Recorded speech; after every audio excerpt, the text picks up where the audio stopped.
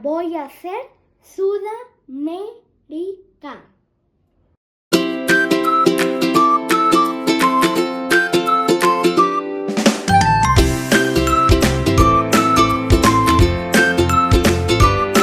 Aquí está Sudamérica. Ahora vamos a presentar los países, que es así. Aquí está Chile.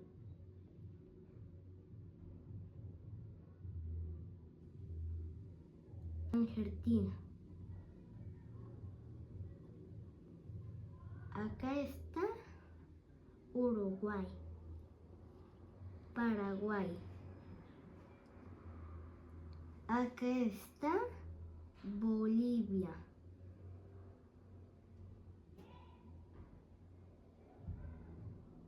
Perú.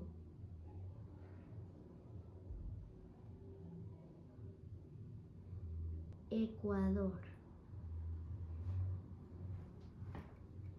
Acá está mi país en donde vivo, Colombia.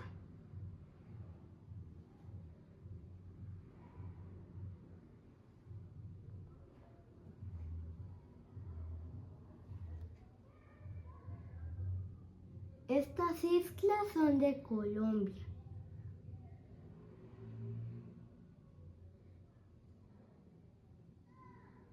Venezuela.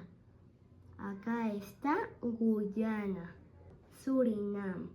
Acá está Guyana Francesa. Y acá está Brasil. Las Islas Malvinas son del Reino Unido. Y esta isla es del Reino Unido. Ahora, las capitales.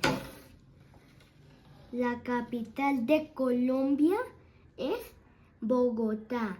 Está ubicado como en el corazón. La capital de Venezuela es Caracas, que está ubicada acá. La capital de Brasil, llamada Brasilia, está ubicada por acá. La capital de Argentina, Buenos Aires, está ubicada por acá. La capital de Uruguay, llamada Montevideo, está por acá. La capital de Chile, llamada Santiago, está por acá. La capital de Bolivia, hay dos, Sucre y La Paz.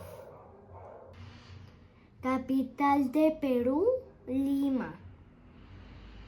Capital de Ecuador es Quito. ¿En dónde están ubicadas? Por acá y por acá. ¡Chao!